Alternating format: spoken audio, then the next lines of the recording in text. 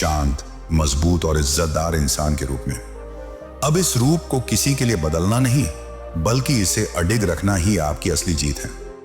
Point number 7, खुद को ऐसी संगत में रखो जो तुम्हारी वैल्यू को पहचानती हो।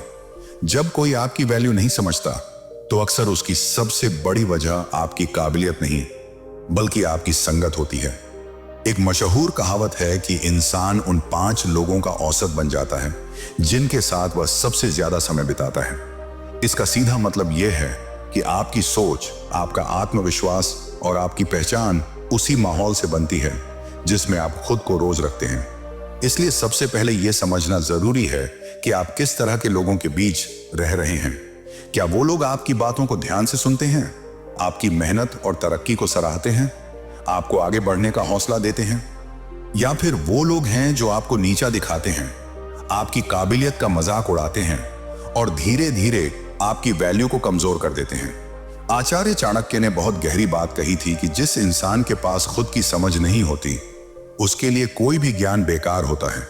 जैसे अंधे व्यक्ति के लिए दर्पण का कोई मतलब नहीं, यही नियम संगत पर भी लागू होता है। अगर आपके आसपास ऐसे लोग हैं जो खुद आगे नहीं बढ़ना चाहते, जो दूसरों की तरक्की से जलते हैं और जिन्हें आपकी कद्र करने की आदत ही नहीं है, तो फिर आप कितना भी अच्छा क्यों ना बन जाइए, वहां आपका विकास रुक जाएगा। ऐसी संगत में रहकर आत्मसम्मान बचा पाना लगभग नामुमकिन होता है। इसलिए जब कोई आपकी वैल्यू नहीं समझता, तो सबसे जरूरी काम होता है अपनी संगत को बदलना, उसे अपग्रेड करना।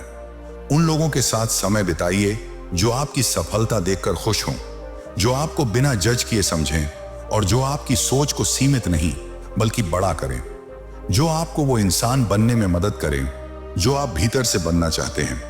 कई बार जिंदगी में आगे बढ़ने के लिए सर्कल को छोटा करना पड़ता है, क्योंकि कम लोग लेकिन सही लोग आपकी वैल्यू को कई गुना बढ़ा देते हैं। और अगर इस वक्त आपके आसपास ऐसी कोई संगत नहीं है, तो घबराने की जरूरत नहीं है।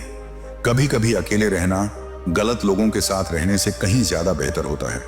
प्रकृति को अपना साथी बनाइए, किताबों को अपना दोस्त बनाइए और सन्नाटे में खुद से बात करना सीखिए।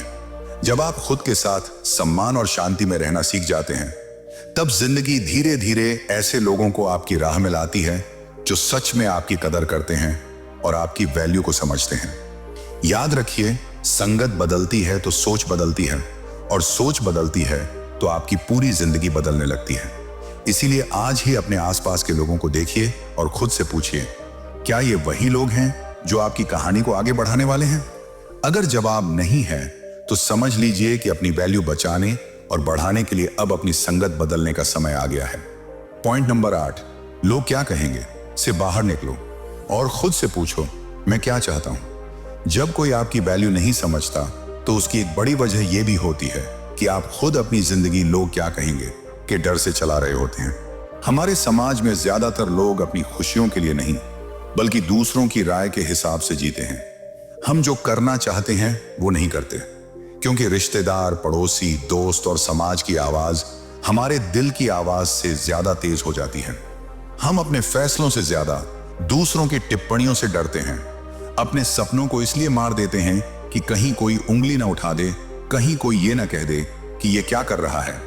लेकिन एक पल रुककर खुद से ईमानदारी से पूछिए, क्या वाकई इन लोगों की राय आपकी जिंदगी से ज्यादा कीमती है? जो लोग आपके संघर्ष में आपके साथ नहीं थे, जिन्होंने आपकी मेहनत, आपका दर्द और आपकी रातों की बेचैनी नहीं देखी, क्या उन्हें आपकी दिशा तय करने का हक है?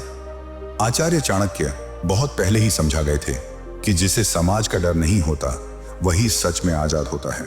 क्योंकि लोग सिर्फ देखने और बोलने के लिए होते हैं, आपकी आत्मा के मालिक नहीं।